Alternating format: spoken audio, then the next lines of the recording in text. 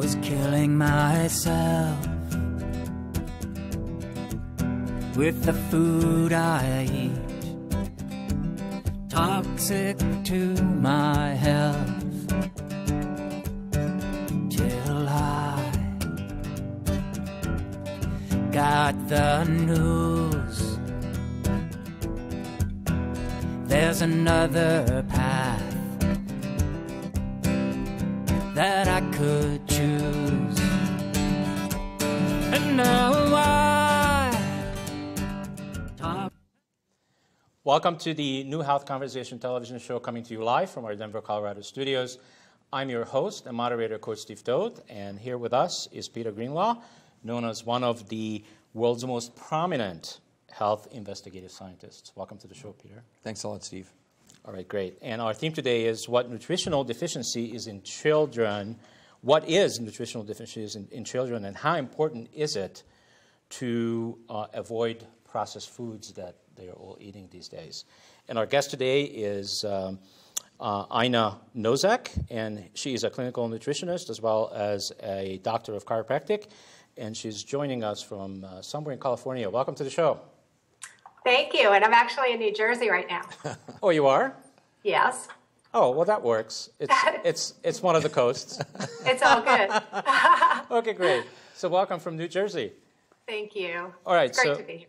Yeah, so my opening question to you is about children. And I would like to begin with an experience that I just had today, and then I would like you to take that and comment on it for us and for our viewers. And what that is a friend of mine is staying over at my house just for a few days because they're moving. And her sister's kids needed to be babysat today. And there are 3 kids involved. They came into the house this morning early, like at 8 o'clock. And there is an 11-year-old, there is a 13-year-old, and there is a 3-year-old. And the 11-year-old is a boy, the 13-year-old is a girl. They are both obese. And I also looked at the parents. I now know my friend's sister and her husband, and they both obese as well. So would this be like pretty normal in America where obese children have obese parents? And what do you think about that? Is that normal? Or is there something really wrong here? Well, it's what we're seeing in epidemic proportions. We're seeing so much childhood obesity. But it's interesting, Steve, because oftentimes the parents aren't obese. We're seeing it coming up more and more with children now than ever before, and it's really quite scary. Right. And then I watched them, what they were eating today, and you name it, potato chips. Let's see, what they had for breakfast. They had, what do you call those, pockets, whatever they are? Oh, those Hot Pockets, you mean in they the microwave Hot Pockets. oven? Yeah. What a great breakfast. And nutritionally packed. Yeah, it's nutritionally packed. And then they had potato chips, and they had pop. I mean, that's just what's on the menu. So I didn't say anything because it's really not my place. But it really hurt. I mean, my heart was going out to these kids. You know, that this is not going to end well if they don't get it and they don't make a change, right? Well, all the evidence is certainly against any chance of them probably not being obese their whole life. One of the studies that I have here that's just, I think, shocking is they did a study on obese children, and they found that many of those children were suffering from rickets and scurvy, which are diseases of malnutrition. Now, it wasn't because they weren't getting enough calories. It was because they were simply getting food that was basically bankrupt, and so their body was reacting in a way as if they had a disease. And so, see, food really does matter. It really does make a difference. And I have said before on this show that food will never be enough again. And the misconceptions and the myths around that are staggering. For example, we've all been told, or the basic food pyramid was based on what's called the RDA. And hopefully Dr. Ina will back me up on this. The RDA stands for Required Daily Allowance, okay? Well, they have a new term now that's called the Required Daily Intake of Micronutrients. Now, these micronutrients, these are things like trace minerals like molybdenum and boron and some of these tiny little minerals that are completely gone from our food supply because of the herbicides and pesticides we've used, okay? So what they did, and they did a study, and they went to the grocery store and tried to meet the minimum requirement. Now, this was not like optimum health. This was simply the amount you needed to avoid disease, okay? They estimated, whether it's organic or otherwise, and we'll talk about that in a few minutes, you and I, or anybody in our audience today, would have to consume about 5,500 calories a day to meet the RDI, the required daily intake of these micronutrients. Can you eat 5,500 calories? No. Dr. Ina, is that crazy? Is that just nuts? If I did, I would be 500 pounds. Yes. Peter, it's absolutely crazy. It's just, and even, forget all the processed food. I mean, that's a whole topic we'll get into, but even for people that are trying to eat whole natural foods, they're still not able to get it. Mm. So what's interesting for me is, like, I wish that I could make you small enough to put you in my pocket and take you with me everywhere, but I can't. So I want you I've lost a lot of weight, but not that much. Okay. I want you to help me and help our viewers. Like, what I wanted to do this morning with these kids is, how do I help me to understand and how to say this?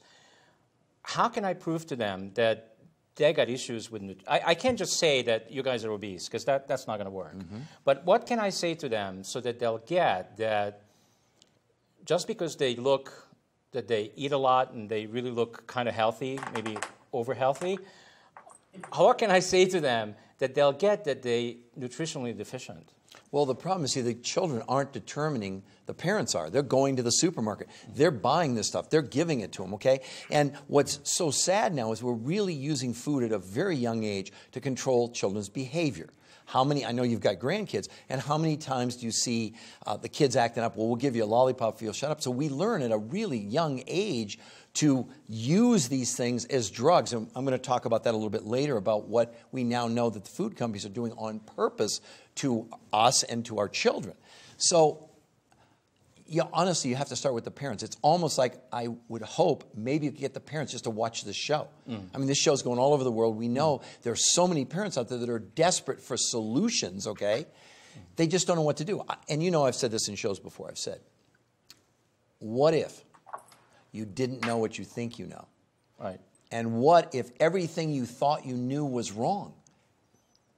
That's what we're up against. Yeah. Well, I don't think people even think that there's a problem. Like, before I met you, I didn't think, nor did I know, that because I already gone through almost a 2-year period before I met you, that I cut out fast food. I did all these things that everybody tells you to do. And you lost weight. I lost weight, but it wasn't enough. Right. It wasn't enough. It didn't give me the energy I have today. I couldn't, I got down to 194, and I stopped there, and I stayed there for almost a year. And it didn't matter how much I increased exercise, it didn't make any difference. So, what's interesting is I believe that most people don't even think that there's a problem. I mean, what people are focusing on is that they got to make a living, they got to go to work, everything has to be fast because of our culture. I don't have time to cook in the morning. I don't have time to do anything. I'm just going to throw something together for me and for the kids, whatever. Anything that comes off the shelf, which is the worst thing to eat, is what people are giving their kids and themselves in the morning. Well, let me read a quote from one of the leading nutritional considered experts in the world. This, I think, can sum it up for all of us. Nutrition expert Joel D. Wallach breaks the 91 nutrients essential to human health down this way: 60 minerals, 16 vitamins, 12 amino acids, and 3 essential fatty acids, which together are required daily for optimum health, human health and longevity. He says, the entire complement of the 91 essential nutrients required historically found in our earthly foods are no longer there. They're either totally absent or their availability is so highly variable that your chances of obtaining them from food alone is more of a gamble than a Las Vegas crapshoot. How are you going to work around this? Yeah, I don't know. Gone from our food supply. Gone. Okay? And one other thing, there's another book up here called Beating the Food Giants. And in this book, they talked about a study where they identified 51 nutrients, again, bare minimum. And they said, if you're missing one of those 51 nutrients, no matter how much you eat, you'll never be full. And this is what's happening. So our kids are eating and eating, and they're never full. So they keep eating and eating. And look at what's going on. We now know, as I sit here tonight, that 66 2/3 of America are now overweight, and over 35% of those are now obese. And in 7 years, in 2020, they project that the number of people overweight in America will be 80% of the population. I mean, this is, if anybody thinks that this is working, it's insanity. Dr. Ina, would you like to comment on that? Do you see that same thing in your practice? Yeah, it's absolutely insanity, Peter. And, just as Steve said before, parents are so overwhelmed with just trying to get through their day. And it's so challenging to get, again, the right, even whole natural foods into the children's mouths. That coupled with now it's so easy to grab this convenient processed garbage that we call food. And it's just this whole big, giant challenge. There's so many facets to it. And I don't know, Peter, I mean, when we think about it, it's really just about, like, the show's so wonderful to be able to get the awareness out, to educate the parents and the people, so that it's not just about the children, but yes, the children, but even, everybody who's just suffering health-wise in so many ways because they are nutritionally deficient. And it's becoming, this is not a pun, it's becoming a bigger and bigger problem every single day. A couple of startling statistics. I said I was going to go to organic. USA Today in March came out and said they did a study. They had 41 different studies comparing organic food to regular food. They absolutely unequivocally said there was no nutritional difference between organic and regular food. That's how depleted our soil is. Now, organic was cleaner, and I advocate people eating organic food. I mean, processed food, and Dr. Ina would back me up on this, it's all about shelf life. It has nothing to do with nutrients. It has nothing to do with nutrition. And it's so frustrating. And reducing cost. And reducing cost. So we've got this massive amount of calories with no nutrition. So, and I know you know the answer to this, but to the audience out there, I'd challenge you to say, or any of the people in the studio audience, can anyone in this audience, or let's say this, if you're on a diet, would you all agree it's some form of counting calories? Does everyone agree with that, right? Okay, so with that in mind, who in the audience can tell me the definition of a calorie? Any of you? No, sort of. Okay, a calorie is not a physical thing.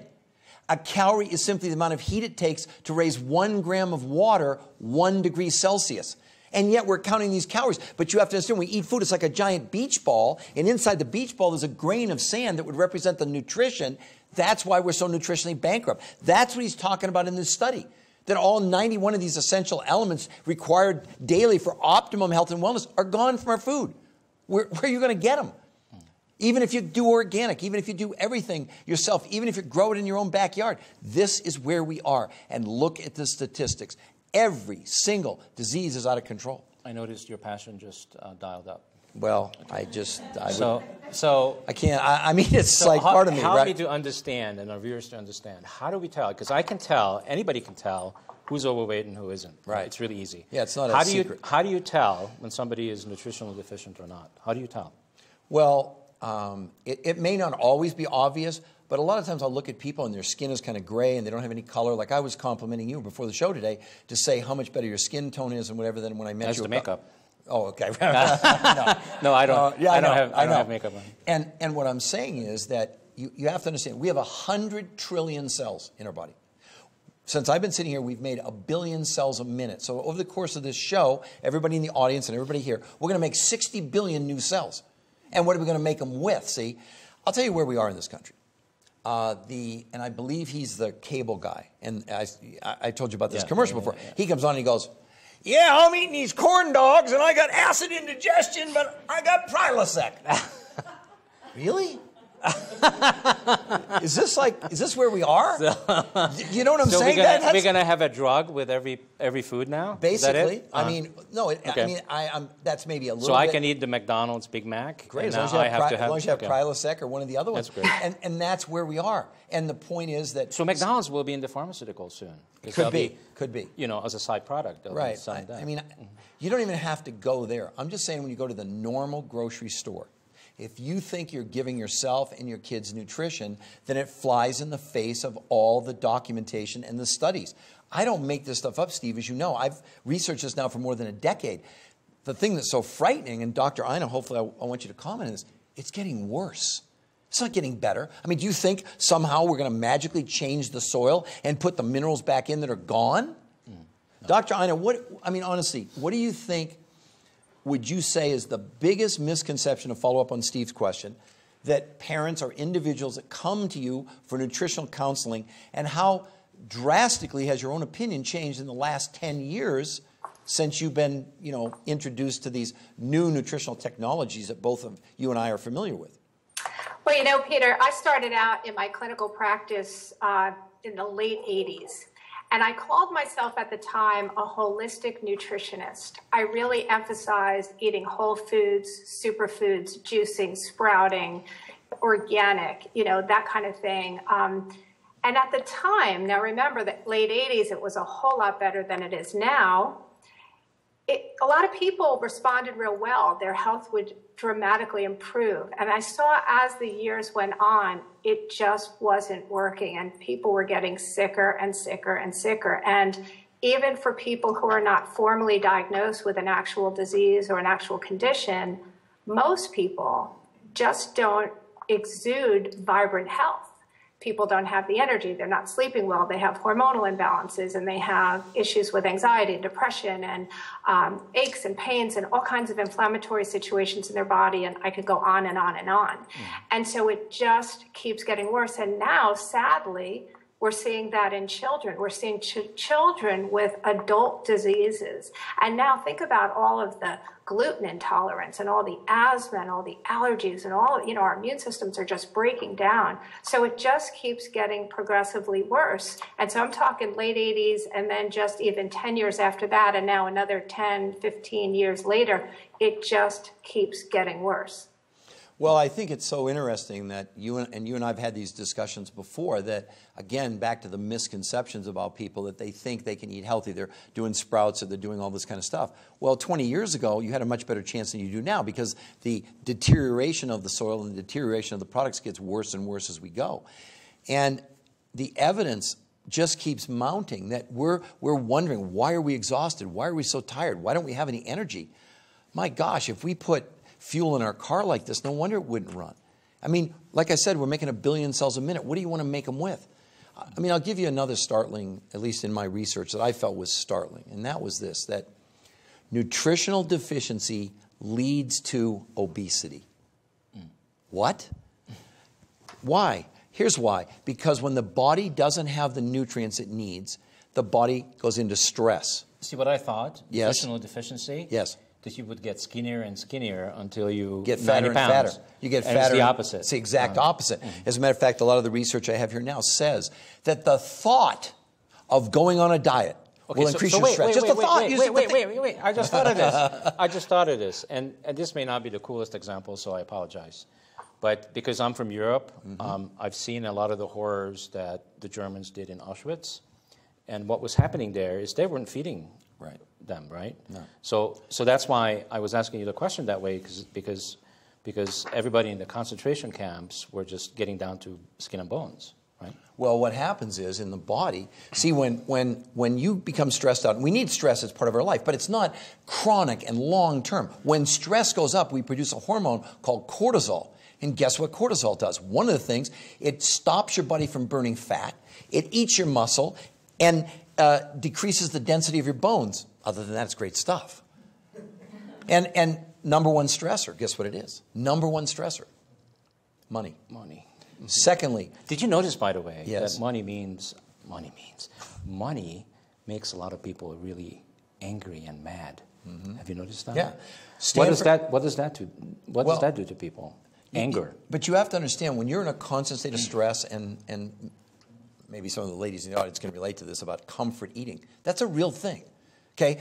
Whenever we get depressed, what do? We eat. Am I right, ladies and gentlemen? Is that not true? And then what happens? What kind of food do we seek? Simple carbohydrates and processed food, because it temporarily makes us feel good. But in the long run, we're destroying our cells. See, one of the things I didn't realize in the human body until I did the research was this, that In the human body, we store fats and carbs, but we don't store protein. And the biggest misconception is that the human body, probably the most important nutrient, and again, Dr. Ina, I want you to comment on this in a second, is protein. Why? Because if we drained all the fluid out of the human body, 50% of the dry weight of the human body would be protein. It's not just for muscles, it's for your brain and your neurons and your connective tissue, and makes an enormous difference in the human body when you don't have a great source of protein. Here's the downside. Let's say, I'll probably get in trouble for saying this, let's say you have a hot dog. It will take your body 3 months to recover from having a bad source of protein. Yeah, 3 months.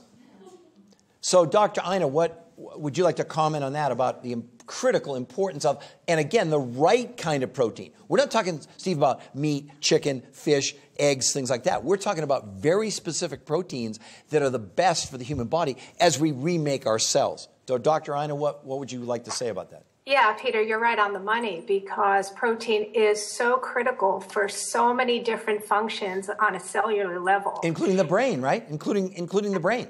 Absolutely. And so many of the protein foods that you mentioned, it's so hard for most people to even assimilate that because we have compromised digestive function. We have the lack of enzymes and, the lack of optimal function. So even if people are getting enough protein, and most people are not, they have to get the right protein. That's critical.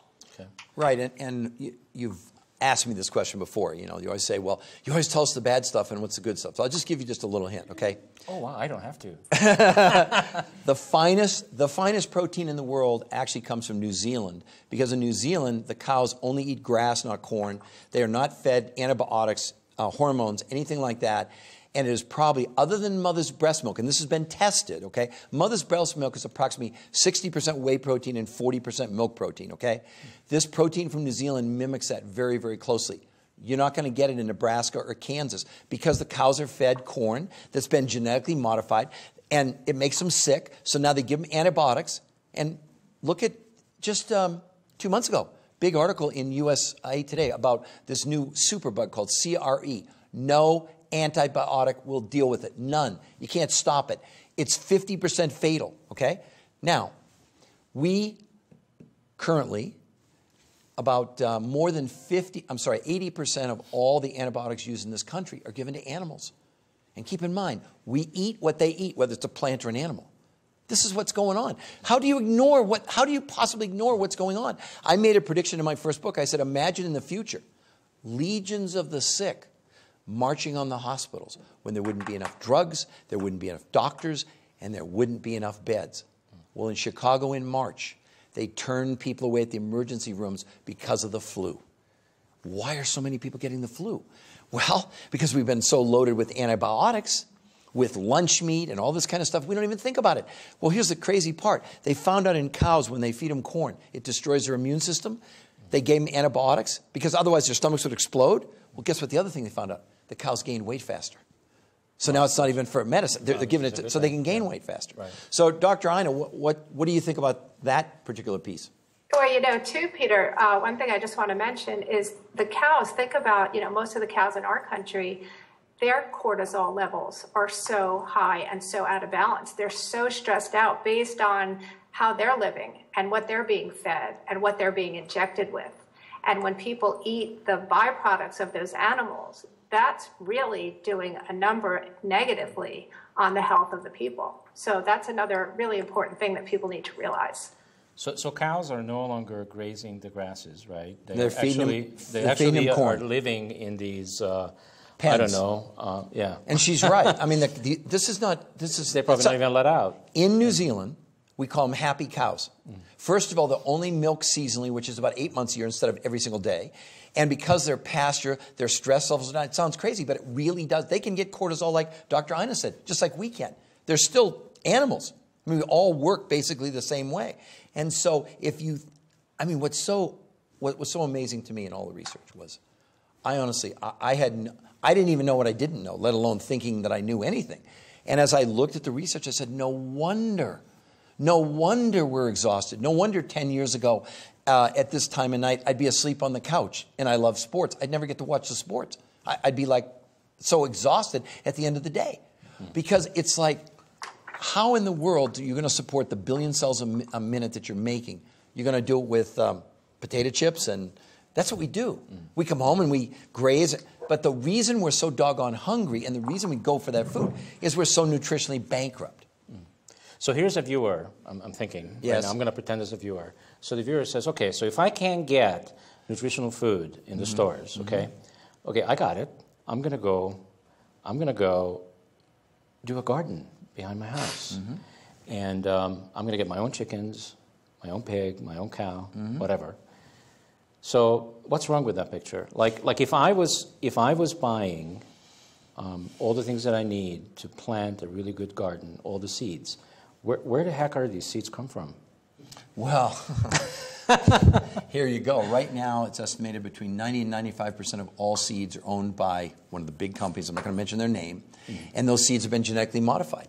So there's actually people like Bill Gates and other people that are actually stockpiling seeds because the seeds have been genetically modified. And of course, there was no harm to human beings by doing genetically modified organisms until now the evidence 20 years later is showing up. And so that would be a good strategy.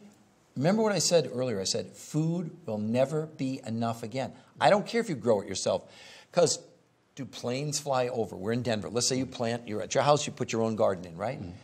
Oh, I have a garden. In a study done last year, they tested mother's breast milk across this country, okay? In all the milk they tested, number one, there were significant levels of Roundup, the pesticide, and jet fuel. Oh, wow. Well, I mean, is a plane going to fly over your garden? I mean, what do you think that exhaust is? And where does it go? Nice. Yeah. Where does it go? Is it going up, or do you think it might be falling to the ground? Yeah. And remember, once it gets in the water table, and we eat whatever they eat. This is the whole point. This show is absolutely about awareness. And you were right on. There's no way you're going to ever understand a solution unless you understand the problem. And that's what we're outlining. Now, if I might, let me go into one other thing that I find, this is shocking. This is about children and cereal, okay? This was done, the title of this study was Unhealthy Cereals to Children is Not the Problem. A study about children's health released by Yale University in Washington, D.C. at the 27th annual meeting of the Obesity Council shows that the unhealthiest breakfast cereals are the cereals most often marketed to children. A study found that cereals marketed directly to children have 85% more sugar, 65% less fiber, and 60% more sodium than cereals marketed to adults. I mean, is that crazy? Yeah, it's totally crazy. I mean, just totally crazy. Dr. Ina, right? Are you seeing this too? Because I always make the joke and I say, you feed your kids cereal in the morning, you mean dead flakes in a cardboard coffin? You literally be better if they ate the box, at least they get some fiber. Right, Ina? Absolutely, Peter. And it's intentionally creating an addiction. These children are becoming addicted to this stuff. Yeah. Well, in this great book called Salt, Sugar, and Fat by Michael Moss, who won a Pulitzer Prize in investigative journalism a few years ago, he spent 4 years behind the scenes with the major food companies. And he talks in this book, one of the things they readily admitted, that for the last 10 years, they've been testing the effects of sugar, salt, but primarily sugar, on children and adults. And when they would give it to them, they did brain scans, and they call it lighting up your brain, where they could determine how much impact was on the brain based on how much they were giving you. And they created something that he talks in here about called the bliss point. And the bliss point is the amount of salt, sugar, and fat to get us so we're excited but never full. That's why they're giving the kids 80% more sugar. And what do? They want, Mommy, Daddy, give me another bowl of cereal. No, they're eating dead flakes in a cardboard Now we have cup. commercials. I want more. I want more. more. I want more. And they readily admit it. If I'm a parent, I would recommend you buy this book, Salt, Sugar, and Fat, because it's so shocking. I turned Dr. Ina onto it. And Dr. Ina, I know you started reading some of it. So as a clinical nutritionist, I mean, someone trained in this area, I mean, what did you think about, as much as you read of the book so far? What did you think about it?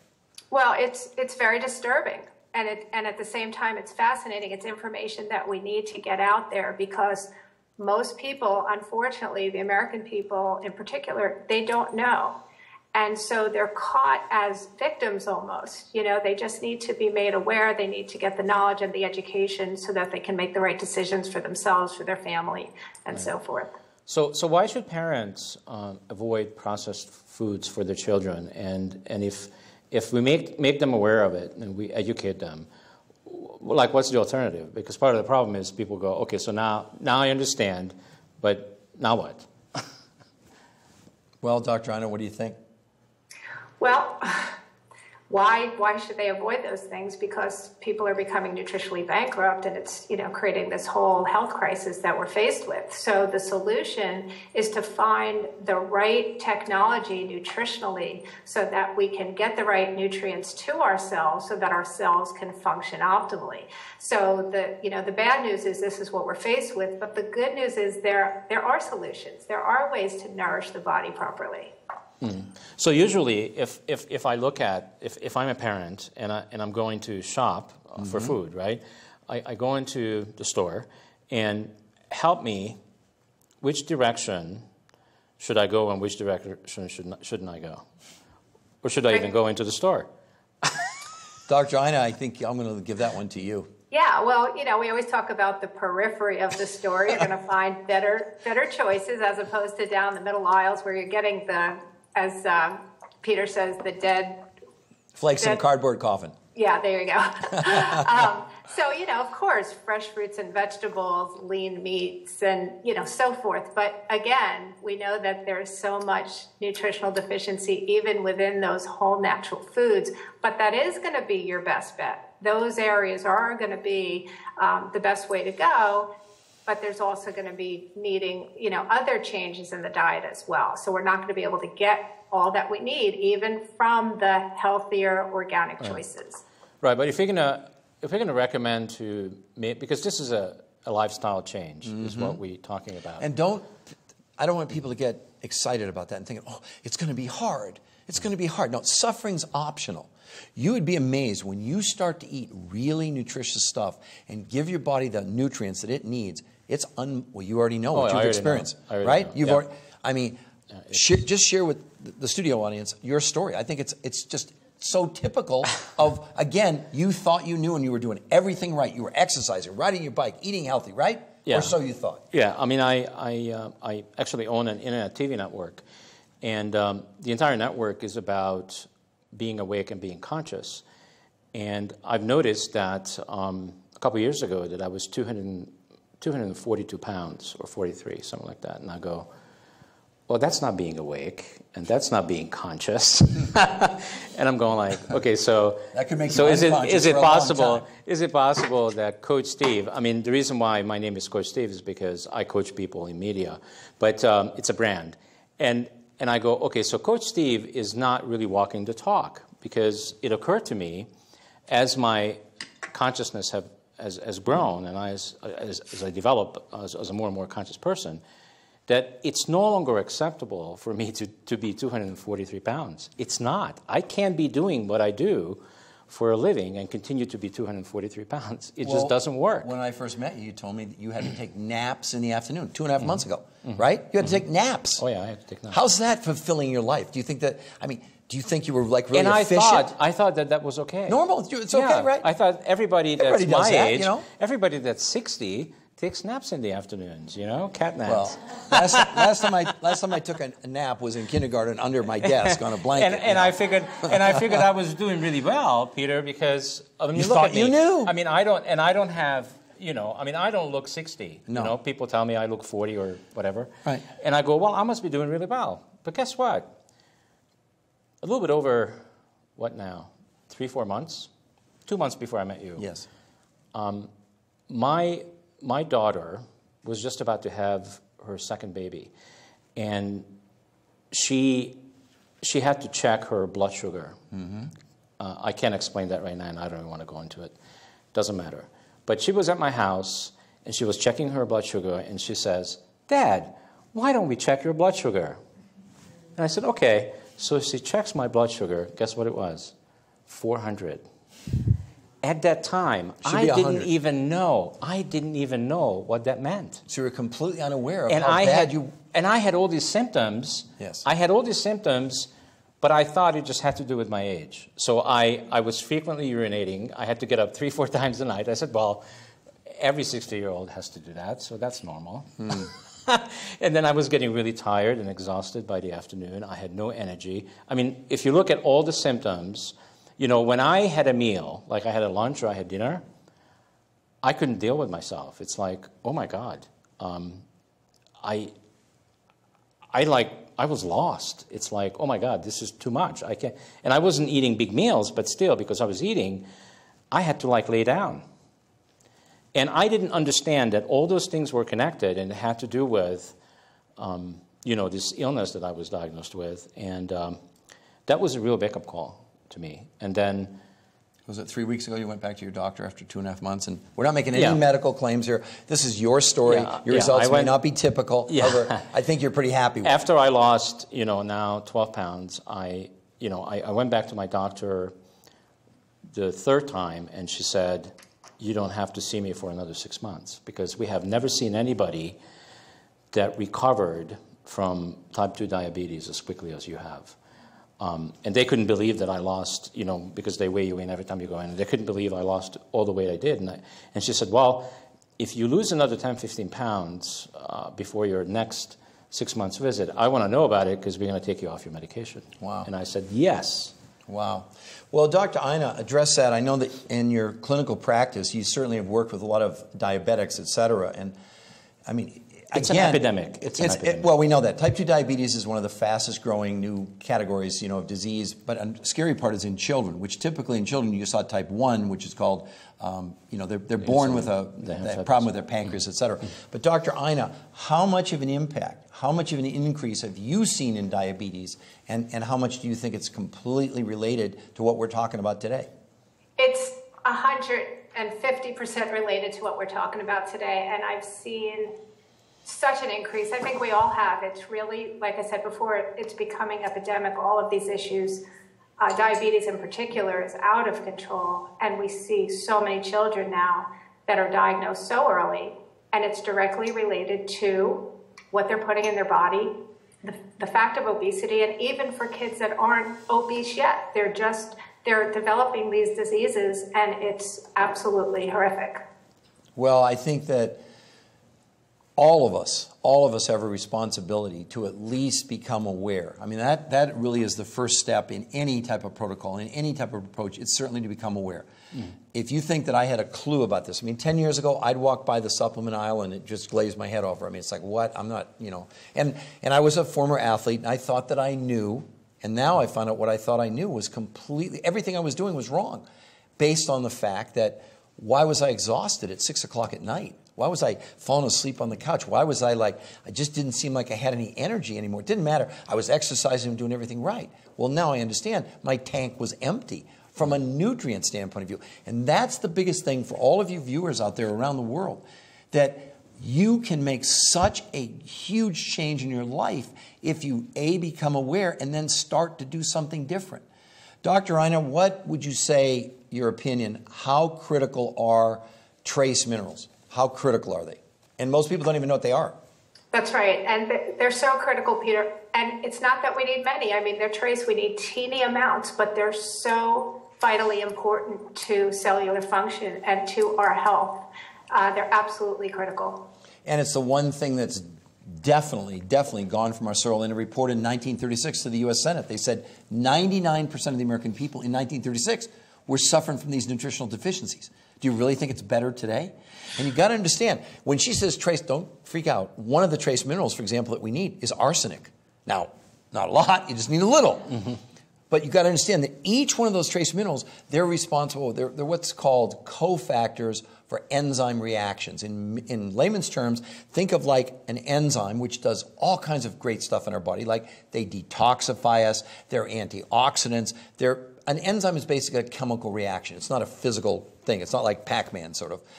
However, when you don't have the trace minerals, you don't have the fuel for the enzyme to do its job. Dr. Ina mentioned earlier, one of the things that's gone from our food are enzymes. But it's more than that, because without the trace minerals, the very few enzymes we actually have cannot function well. Ina, is that a good way to explain it? Yeah, it's a great way to explain it, Peter. And, we're designed naturally, innately, and, the food was supplied by nature to give us what we need. So back in the day, that was possible. And now, as we've talked about this entire show, it's not possible anymore, and it just continues to get worse. And people just continue to smoke hope dope. They think, okay, well, I'm gonna figure this out. I'm really smart. I get into these discussions a lot of times with people that I really respect, that are nutritionists and whatever. And I said, look, whatever you studied, you read the wrong book. Sorry, because the book was written at a time. I'll give you a good example. One of the hot things now is the Paleothonic diet, or whatever the Paleothonic era. I can't even pronounce it. Well, that would be terrific if we had a time capsule and we could go back 100 million years ago when the dinosaurs lived on grass and trees. Can you imagine, like, a brontosaurus, put them out in Denver in the park? You'd have to eat like 3 parks worth of stuff to support them. How the heck did those animals that weighed 20 tons live on basically vegetables and grasses and stuff like that? That's where we are. Right, Dr. Ina? That's a great, great analogy, Peter. That is such a great analogy. Well, how do you pronounce that diet? Paleolithic. Paleolithic. There you go. And that's it's a good way to go. The problem is, okay, for example, like with proteins. See, when you cook a steak, when you cook fish, you destroy the very little nutrients that were there, the enzymes and everything else. I mean, that's what's so incredibly nuts about this. Then we add to it the other missing ingredient, which is a wonderful one. My good friend Jeffrey Smith wrote this book, Genetic Roulette. He's the world's leading authority on GMOs. Well, genetically modified organisms, which now represent corn, beets, sugar beets, cotton, alfalfa, and I forgot the 5th one. Soy. Which is, well, I'm going to have you comment on that because there's a bunch of ladies in the audience today, Dr. Ina, about your, I know it'll make the hairs on your head stand up if we talk about soy, but we will in a second. The whole idea, though, Steve, is that people are ingesting this stuff, and by law, there's no labeling requirement. So when you go into your store, 60% of everything in there has been genetically modified. Finally, a couple states in the last couple weeks are now making a requirement. All we wanted to do was label. We just want to put a label and say, this contains genetically modified organisms. Guess what they found? Number one, now in the long-term studies, the crops that they were supposed to protect, there's no difference in the yield. But see, a Roundup-resistant crop means it's resistant to Roundup the pesticide. Well, guess what else they found it's resistant to, the crops? The absorption of nutrients. So they're planting these GMO crops in this bankrupt soil, and then the plants can't absorb the nutrients. But other than that, it's great because we got cheap prices. Well, so yeah, I mean, I can appreciate all that, Peter, but here's the thing. So, we have now commercials on television where they actually show you, which is very disturbing, what happens when you're a smoker. You know the commercials I'm talking about, right? There's one right now that's pretty Do you think that's stopping any smoker to smoke? No. I think the only way we're going to turn this around is that people that are watching this around the world and the people in the studio audience tonight are going to at least become aware. It's kind of like, guess what? If you want to get in shape, you only need to join the gym, but I'm not going to do your push-ups for you. Same thing here. What we can do is say, okay, first let's make you aware of how horrific this situation is. We got a clinical nutritionist on this show telling us this isn't Peter Greenlaw's opinion. The food is nutritionally bankrupt, period. It's not like, oh, it's pretty good. No, it's horrible, okay? Food will never be enough again. And hopefully a show like this, which will deal not just with the problem, but also resolutions and strategies that we can employ that at least we can counteract some of the damage that's being done. We're not going to put the genie back in the bottle. We're not going to go out and all of a sudden the soil is going to become minerally rich again. It's just not. It's not going to happen. Yeah. So actually, that's my example too. Is that the only thing that got me here where I am today is that when I talked to you the first time several months ago, I was open. Yeah, I agree. And without being open, I don't think anybody has a chance. Because if we come from a place where we already know from our history and from what everybody else has told us that, like, that's the truth, and we're taking on other people's opinions, quote unquote, and other people's knowledge, quote unquote, That's not ours. That's somebody Right. else's. Right. Right? So I was like totally open to what you had to say, and I go, okay, well, everything, you spent 10 years on this stuff? I'm going like, oh my God, I can appreciate that. That was a slow study. Because 10 years. I spent 10 years on what I'm doing, Right. and I know it takes something. It's not like overnight. I think I can share a personal story with Dr. Ina, not to put her on the spot, but I remember when I first talked to her almost 10 years ago, and she was a clinical nutritionist, and who am I? Because I'd read like one book, exactly. I mean, I kind of knew like, okay, I think we got a problem here, but I'm not sure why. So honestly, Dr. Ina, when we first talked that first time, I mean, I would be complimentary if I said that you were certainly a little bit skeptical, which would be normal based on your background, and you had actually even formulated some of your own supplements and things like that. So from that first time when you and I talked until today, what would you say is the biggest shift that's occurred in your awareness about what we've been talking about in the show today? Well, I guess back at the time, I'm getting a little feedback, so I don't know if you're hearing that there. No, it's good. Okay, great. As I mentioned, I started to see that whole food nutrition, holistic nutrition, wasn't working like it had in the past. I was starting to recognize the whole aspect of deficiency. I also had worked a lot with toxicity with various detox programs. So when we had our initial conversation, Peter, everything that you said made so much sense to me. And I wanted to comment on what Steve said and kind of tie this in together, because Steve was ready for the information. When people have enough pain, when they're in a place where they're a little desperate or just ready for the change, that's when they're open. And even in my clinical practice, I was looking and searching for ways to help people because what I had been doing was only working so well. And so the information that you shared with me 10 years ago, almost 10 years ago, I was ready and it made so much sense. And yes, very skeptically, I did my own due diligence, and it's just wonderful to know that there is a solution. There is a way to get people healthy. It's just, again, it's the awareness and making people conscious of what's out there and what they're being told and misled by, and just knowing that there's a way to move in the right direction. Mm-hmm. Great. So I just want to make sure that we don't pass this opportunity to talk about. It boils down to personal responsibility and personal accountability. And I know those are harsh words. Many people go, what? Yeah. I have to be responsible? Oh, come on. Yes, we have to be. I had to be responsible for me. You can't do it for me. I have to do it for me. It was kind of like what Anna was saying. I always say, when the pain to remain the same is greater than the pain to change, then we change. And I'm feeling the microphone here is crying out. For someone, if they want to ask a question, yes. It's up to them. But no, the other part of it is that how many people, they get wheeled in the emergency room with a heart attack, guess what the first thing they said? When I get home, I'm going on a diet. Really? A little too late. Once the cow's out of the barn, it's a little too late. And this is not to beat up people out there in the world. I know that a lot of you are really struggling with this, and in my own personal life, I don't even know if I shared this with you before, but in my life, my mother was morbidly obese my whole life. I never knew her thin, and I never knew her healthy. And about 15 years ago, she died of a massive heart attack and stroke. Wow. And had I known then what I know now, I think there's a pretty good chance that she might still be here. Because we didn't know, I didn't know what I didn't know. And then when I thought I knew, I realized that everything was wrong. Everything I was doing was wrong. Just like with you. Yeah. You were exercising. You were eating as healthy as you possibly could. I hired a nutritionist. You hired a nutritionist. It should have been Dr. Ina, but what can I say, right? And so my point is that for everyone out there and around the world, and the people sitting in the audience today, you can make such an amazing difference, such an amazing change in your life simply by being in a position to get the knowledge. Does someone want to ask us a question from the audience? I'm wondering. Okay. Does anybody want to ask a question? I'm just motivating Don't people. be shy. Inspiring people. Inspiring people. That's it. I can't motivate you. I can only inspire you. Right, exactly. The mic has been poking me. In the back. Have somebody come up.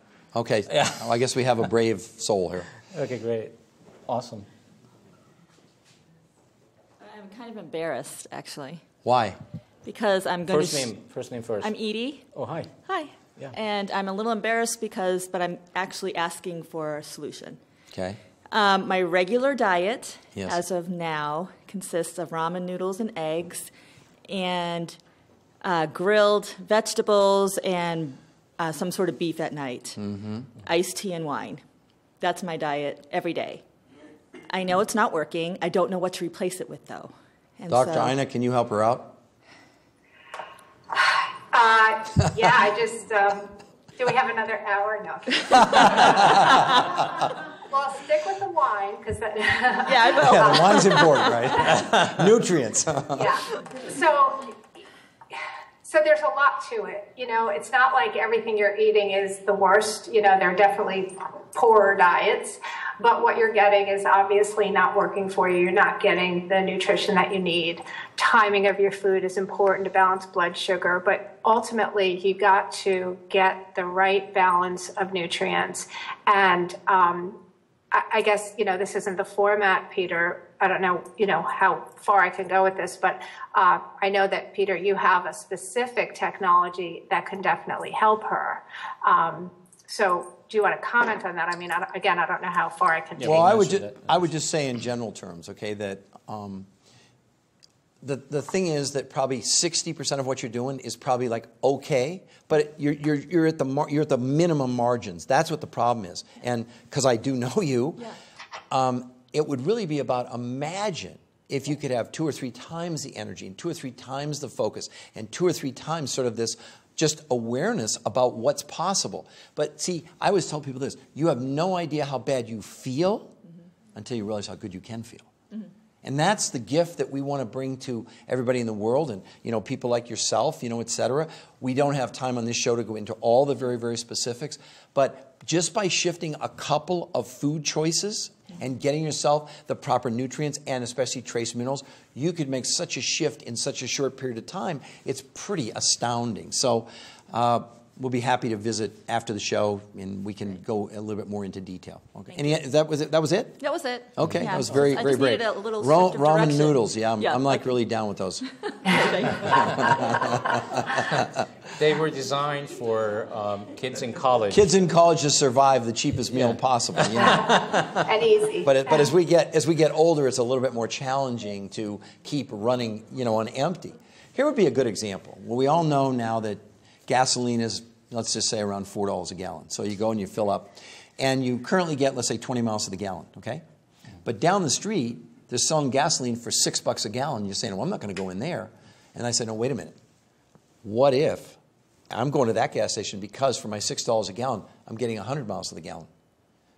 See, it doesn't have to be expensive to really give yourself the nutrients that we need. Because what happens is we end up with consuming all of these empty calories a little bit at a time. There's people snacking all through the day. They don't add the cost of all that up. And at the end of the day, they're still exhausted. They're still tired. And then what are they doing to themselves at a cellular level? The one thing we didn't mention was that, believe it or not, nutritional deficiency also leads to toxicity, because the body has this amazing ability to rid itself of all this bad stuff, but not if you don't have the nutrients. It's like you have no fuel for the enzymes and stuff to help the body. There's no one single product, no single approach that's going to do this. But by flooding your body with these massive amounts of nutrients, the body's capable of amazing things. I mean, I always tell people, weight loss is a throw-in. This isn't a weight loss program. It's really about empowering the body with these massive amounts of nutrients to allow the body what it does naturally. That's what I would share with Edie later. Just say, look, this is what's possible. This is what's available. It's up to you. Ina, are we in sync on that? Absolutely. Absolutely, Peter. So the body does have the innate ability to be perfectly healthy so that people experience exuberant energy and hormonal balance, and people are, you know, sleeping better and feeling better. A general sense of physical, mental, emotional well-being is our birthright. And just by doing the right thing with the right nourishment, with the right aspect of releasing and supporting the body, releasing those impurities, That's the key. And then we can all experience this great health. Well, and the thing is, you're not going to go to your local store and defeat this. I mean, you've got to be a little bit proactive and learn about the other choices that are out there that you would want to add to what you're doing. And like I said, I advocate organic as much as possible. But from a nutritional standpoint of view, based on 41 studies, there's no difference. It's cleaner, and that's important.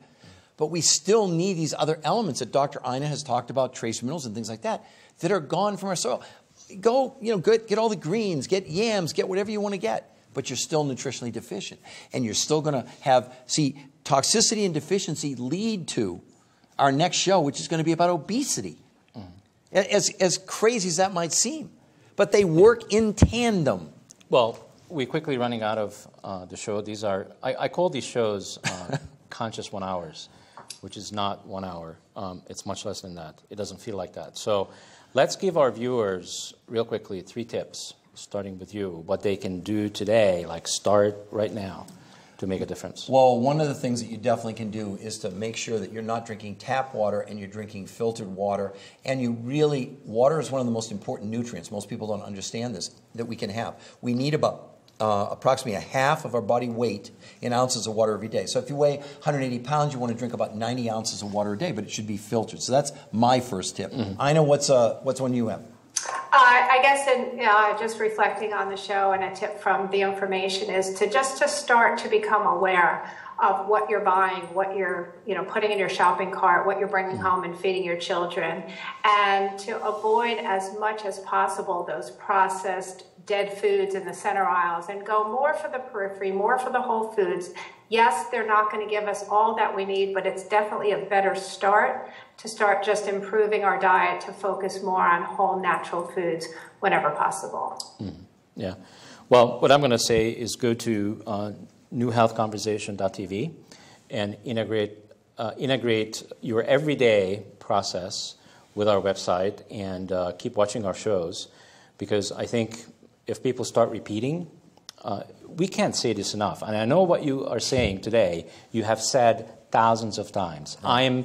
I am noticing that for myself is what I do for a living. Right. I keep saying the same thing, but we can't say it enough. Right.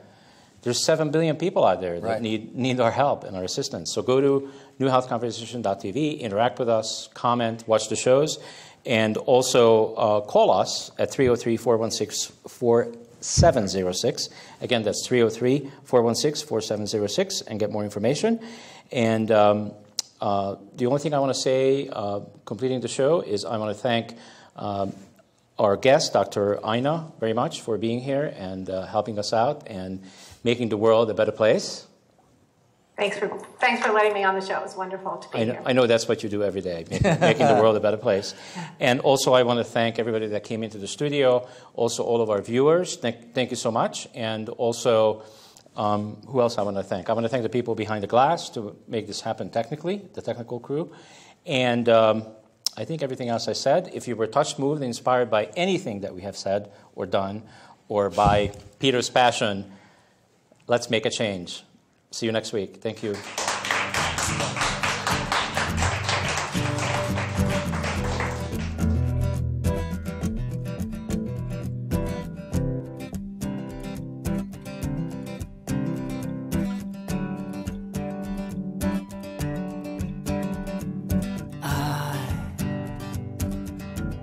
Was killing myself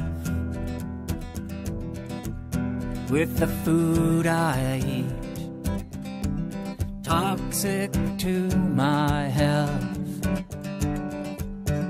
till I got the news. There's another path that I could choose, and now I